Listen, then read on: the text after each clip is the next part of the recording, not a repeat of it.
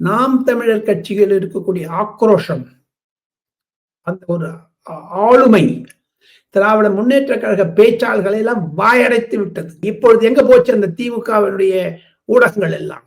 ஏன் நாம் தமிழர் கட்சி பேசுவதற்கு வாயடைத்திருக்கிறார்கள் திமுக பேச்சாளர்கள்? 2026 திமுக தன்னுடைய நிலைப்பாட்டை மாற்றிக்கொள்ளுமேயானால் தப்புவார்கள், இல்லை என்றால் சிக்குவார்கள்.